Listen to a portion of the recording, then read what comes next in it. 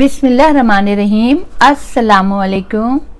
दादी के लजीज़ खानों में खुश आमदीद। आज मैं आपको चटपटी रेसिपी देने आई हूँ चाट मसाले की, जो कि मेरे घर में बहुत पसंद किया जाता है और मैं कभी बाज़ार से नहीं मंगाती हूँ।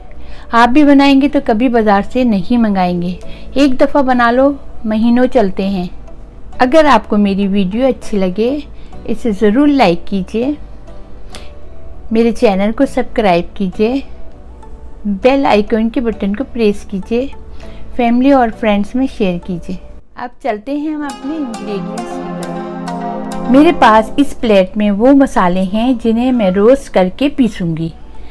इसमें मैंने लिया है 2 खाने के चम्मच जीरा, 2 खाने के चम्मच धनिया, साबुत धनिया, 1 खाने के चम्मच सौंफ, 1 चाय के चम्मच अजवाइन और 3 तेज पात लिए हैं। 1 खाने के चम्मच मैंने काली मिर्च लिए हैं।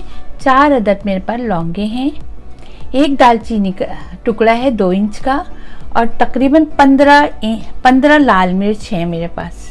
दूसरी प्लेट में मेरे पास पिसे हुए मसाले हैं, जो कि हम इसको रोस्ट करके पीस के इसमें शामिल करेंगे। वो ये है काला नमक 1 खाने का चम्मच लिया है मैंने।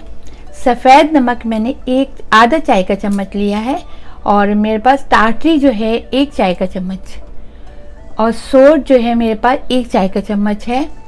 आमचूर पाउडर मैंने 3 चाय के चम्मच लिए हैं और कश्मीरी मिर्च 1 खाने का चम्मच है और इसका रंग बहुत अच्छा होगा और इसमें तेज़ी बिल्कुल नहीं होती।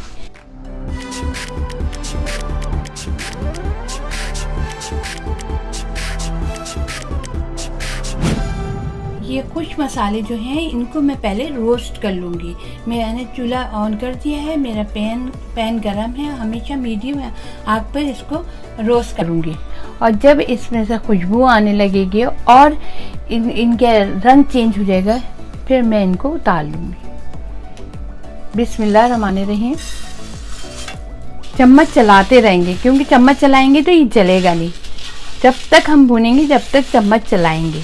3 से 4 मिनट में ये रोस्ट हो जाती है, बस 3 से 4 मिनट, इससे ज़्यादा नहीं। ये मसाले रोस्ट हो गए हैं, अब मैं इनको उतार लेती हूँ। ग्राइंडर में ये सारे मसाले डालकर अच्छी तरह इनको पीस लूँगी, बहुत बारीक।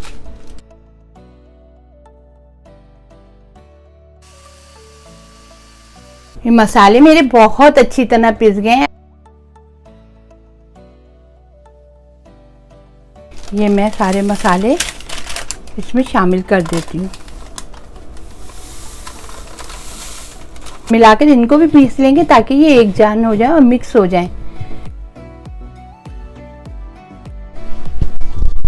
ये मसाले पिस गए हैं, अब मैं आपको दिखाती हूँ। देखिए कितना खूबसूरत कलर आता है। प्लेट में निकाल लेती हूँगी। चाट मसाला तैयार हो गया हमारी रेसिपी के मुताबिक और ये बहुत ज़्यादा खूबसूरत लग रहा है और बहुत ज़्यादा जायके वाला है। इंशाल्लाह फिर नई रेसिपी के साथ हाजिर होंगे। दुआ में याद रखिए, मेरे चैनल को सब्सक्राइब करना ना भूलिए। अल्लाह हाफिज़।